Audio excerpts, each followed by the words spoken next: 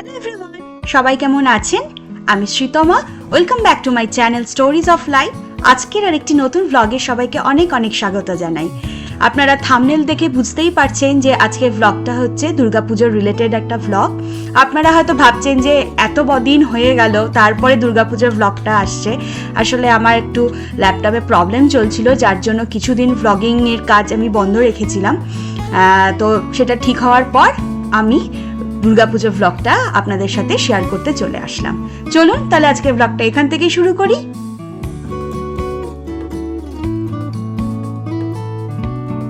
আজ হচ্ছে শুক্রবার, এখন সন্ধে ওই 7টা মতো বাজে।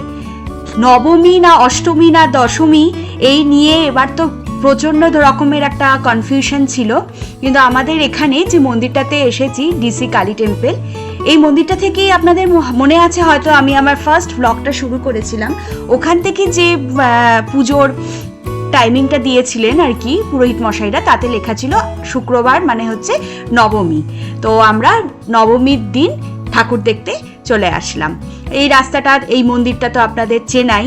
আমি রাস্তার এপারে দাঁড়িয়ে আছি, মানে এত ভিড়, মন্দিরের ভেতরে তো পার্কিং পাওয়াই যায়নি, প্লাস রাস্তার ওপরে সবাই গাড়ি পার্ক করতে বাধ্য হয়েছি। আমরা রাস্তার এপারে রেখেছি, এবারে রাস্তা পার হয়ে ওপারে আমাদেরকে যেতে হবে। মন্দিরের এই জায়গাটা তো আপনাদের সকলের খুব চেনা, বলুন। এটাই হচ্ছে মন্দিরের প্রবেশ পথ, এখান দিয়েই মন্দিরের ভেতরে এবার আমরা ঢুকবো। চলুন তাহলে ঢোকা যাক। দেখছেন কত মানুষজন এসেছেন, বাইরেই এত মানুষজন দেখতে পাচ্ছি, তো ভেতরে তো আরো বেশি ভিড় হবে। যেতে যেতে আপনাদের একবার একটু মন্দিরের পার্কিং লটটা দেখাই। দেখুন একটা স্পট ফাঁকা নেই যে আপনি গাড়ি পার্ক করবেন, সেই জন্য আমরা প্রত্যেকেই রাস্তার ধারেই গাড়িটা পার্ক করতে বাধ্য হলাম। বন্ধুরা ফোন করে বলল ওরা অলরেডি চলে এসেছে, ভেতরে ঢুকেও গেছে, ভেতরে খুব ভিড়। চলুন তাড়াতাড়ি যাই, না হলে ভেতরে আরো ভিড় বাড়বে।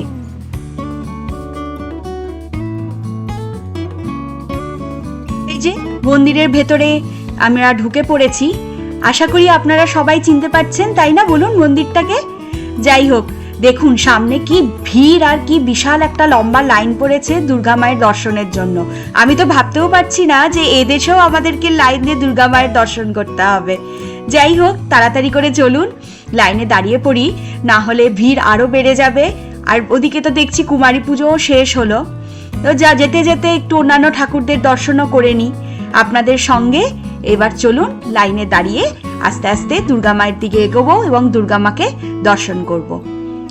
এখন যদিও অক্টোবর মাস, অতটা গরম না হলেও বাইরে ভালোই ঠান্ডা আছে, কিন্তু ভেতরটা এতটাই কনজেস্টেড হয়ে গেছে, এতই ভিড় হয়ে গেছে যে ওনারা মন্দির কর্তৃপক্ষ ওনারা আর কি ফ্যানটা চালিয়ে দিয়েছেন, না হলে না খুব অসুবিধা হচ্ছিল। চলুন এবার ঝটপট করে লাইনে দাঁড়িয়ে সামনের দিকে এগিয়ে যাই।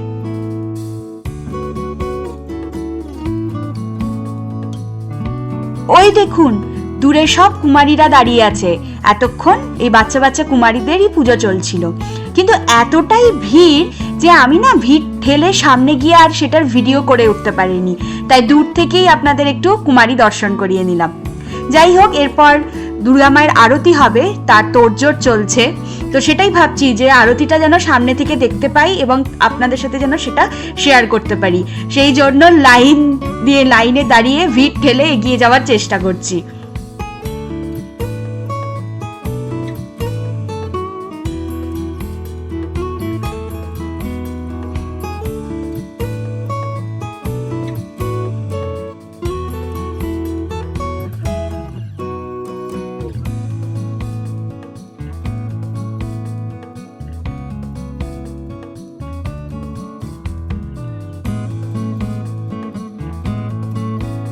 কি ভিড় দেখছেন, চারিদিকে কত মানুষজন, হই হট্টগোল, কি যে ভালো লাগছে। শুধু বাঙালি নয় জানেন, প্রচুর অবাঙালি মানুষও এসেছেন এই দুর্গা মায়ের পুজোতে সামিল হতে। তো লাইনে দাঁড়িয়ে দাঁড়িয়ে সেটাই ভাবছি যে ওই দেশ থেকে চলে আসলাম, মন খারাপ করছিল পুজোর সময়, কিন্তু এদেশে এসেও আনন্দটা সেই একই রকমই হচ্ছে। কি সুন্দর চারিদিকে আলো, মানুষজন, কতজনের সাথে দেখা হচ্ছে। তো চলুন এবার লাইনটা যদিও এখনো পুরোটা এগোইনি, আস্তে আস্তে এগোচ্ছি, আশা করি আরতি শুরু হওয়ার আগেই পৌঁছে যাব সামনে।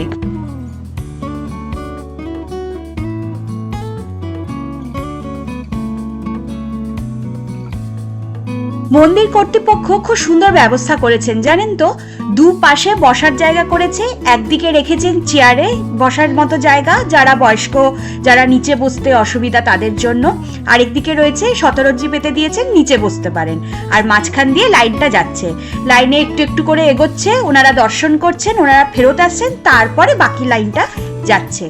এই সমস্ত কাজটা খুব সুন্দরভাবে ওনারা ম্যানেজ করছেন, একটু যদিও টাইম লাগছে, ঠিক আছে, কোনো অসুবিধা নেই। এই যে সামনে চলে এসেছি, এবার ভাবছি যে সামনে বসেই পড়বো, জায়গা পেয়েছি, সামনেটা একটু ফাঁকা দেখছি, ভাবছি সামনে বসে একদম মায়ের আরতিও দেখবো এবং আপনাদেরও তা শেয়ার করবো।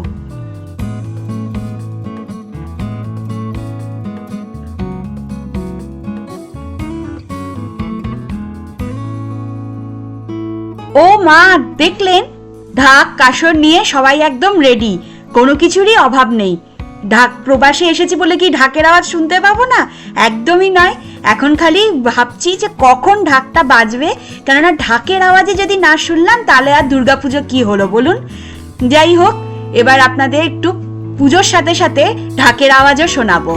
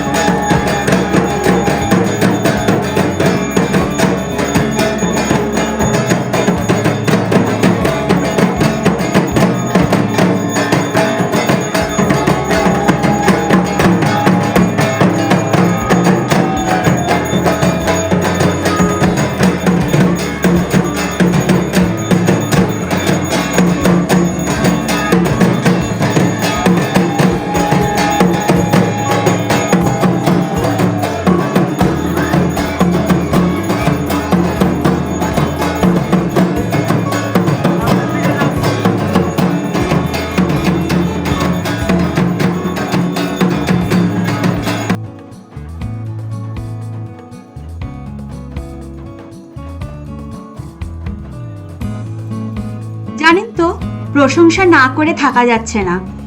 দেশের বাইরে থেকে এত সুন্দরভাবে যত্ন নিয়ে প্রত্যেকটা নিয়ম কানুন মেনে মন্দির কর্তৃপক্ষ যেভাবে দুর্গাপূজার আয়োজন করেছে তা যেমন দেখার মতো তেমনি প্রশংসা করার মতো। আর এটা যেহেতু একটা মন্দির, এখানে একদম নিয়ম মেনেই পুজো হয় জানেন তো, শনি রোববার বলে নয়। সন্ধি পুজো হয়েছে, কুমারী পুজো হয়েছে, যেমন যেমন যেরকম ক্ষণে যা যা আর কি অষ্টমী নবমী পড়েছে ঠিক সেই নিয়মেই এই মন্দিরটিতে পুজো হয়েছে। আর প্রত্যেকটা মানুষ যে এতটা ব্যস্ততার মধ্যে থেকেও সময় বার করে এত সুন্দর করে একটা পুজো করছেন, আমাদেরকে এত আনন্দ দিচ্ছেন, তার জন্য তাদেরকে অসংখ্য ধন্যবাদ।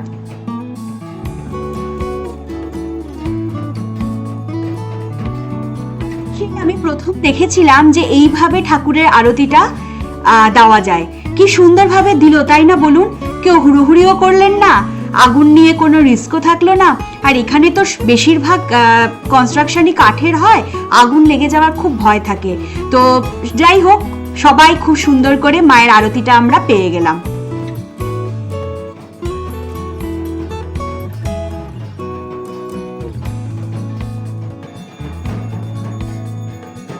একটা পুজো করতে যা যা সরঞ্জাম লাগে মন্দির কর্তৃপক্ষ নিপুণভাবে প্রত্যেকটা সরঞ্জামের আয়োজন করেছেন। এই যে ঢাক কাসর আরতি করার জন্য যা যা লাগে সমস্তটা ওনারা ব্যবস্থা করেছেন। সত্যি ওনাদের ব্যবস্থা প্রশংসা না করে আমি পারছি না, এবং তা দেখার মতো। আজকে দেশ থেকে এত দূরে এসে যে এত সুন্দর করে মায়ের আরতি দেখতে পাবো তা আমি কোনোদিন কল্পনা করতে পারিনি, এবং আপনাদেরও যে আমি দেখাতে পারবো সেটাও কোনোদিন ভাবিনি জানেন তো। এত ভালো লাগছিল দেখতে।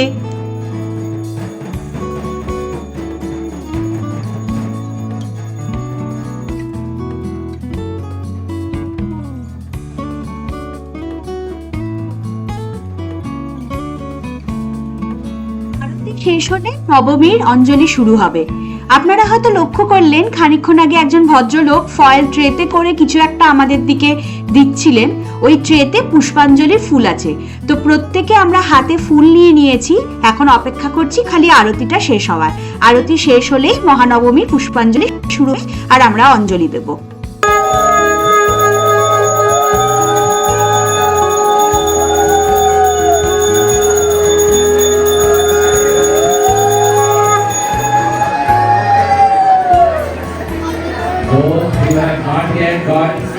flowers to offer Pushpanjali. Please raise your hand.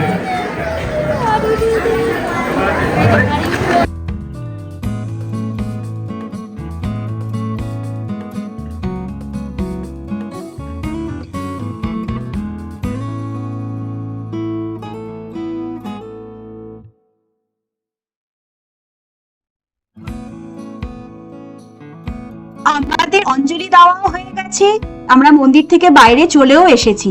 জানেন তো, পুষ্পাঞ্জলি পর না মন্দিরে ভোগের ব্যবস্থা ছিল, কিন্তু সেই ভোগের লাইন এত বড় যে সেখানে দাঁড়ালে রাত 12টার আগে আজকে আমাদের খাওয়া হতো না। ওই জন্য তখন আমরা ডিসাইড করি সামনেই একটি সাউথ ইন্ডিয়ান রেস্টুরেন্ট আছে, সেখানেই আমরা নবমীর ডিনারটা করব।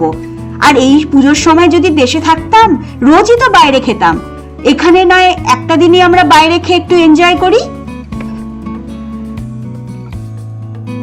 অলরেডি রাত 9:30 বেজে গেছিল, সেই জন্য আমরা এতটুকু আর সময় নষ্ট না করে ঝটপট করে অর্ডারটা দিয়ে দিলাম। একেই তো নবমীর রাত, তার মধ্যে আবার আমরা একটা ইন্ডিয়ান রেস্টুরেন্ট পেয়েছি। অর্ডার কি আর ছোটখাটো হয়? আমাদের অর্ডারের লিস্টটা বেশ বড়ই ছিল, জানেন তো। স্টার্টারে ছিল চিকেন তন্দুরি, ফিশ তন্দুরি, আর আমাদের মেইন কোর্সে ছিল 2 ধরনের বিরিয়ানি, চিকেন বিরিয়ানি আর মাটন বিরিয়ানি। খাবারগুলো ওনারা একদম গরম গরম সার্ভ করেছিলেন, সেই জন্য টেস্টটাও খুব ভালো লাগছিল, জানেন তো।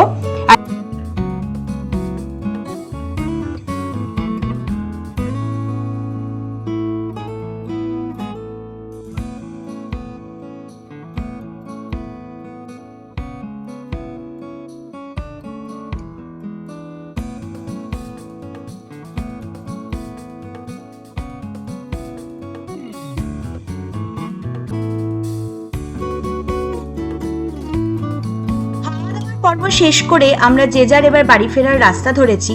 রাত এখন ওই 11:30 পৌনে 12টা মতো বাজে। তবে আজ রাস্তায় কিন্তু অনেক গাড়ি দেখা যাচ্ছে, বলুন। মনে হচ্ছে সবাই ঠাকুর দেখতে বেরিয়েছেন। না না, আসলে ফ্রাইডে নাইট তো, কাল পরশু ছুটি, হয়তো প্রত্যেকেই আমাদের মতো কোনো না কোনো ইভেন্ট থেকে ফিরছেন। আর আমাদের কালকের দশমীর প্ল্যান হচ্ছে আমরা কাল ভার্জিনিয়াতে ঠাকুর দেখতে যাব, সঙ্গে অবশ্যই আপনাদের নিয়ে যাব। তাই এখন বাড়ি ফিরে সময় নষ্ট না করে কালকে সকালে সাজগোজ, নতুন শাড়ি সব রেডি করে রাখবো, যাতে সকালে তাড়াহুড়ো না লাগে। আর পুজো বলে কথা, কোনো সাজগোজ, কোনো নতুন শাড়ি মিস হলে চলবে না কিন্তু। তাহলে আজকের ব্লগটা এখানেই শেষ করি। সবাই ভালো থাকবেন, সুস্থ থাকবেন, অতি অবশ্যই পজিটিভ থাকবেন। খুব তাড়াতাড়ি পরের একটা ব্লগে আবার দেখা হবে। আর যদি আজকের ব্লগটা ভালো লেগে থাকে, please do like, comment and share and subscribe my channel. আজ তবে চলি, টাটা।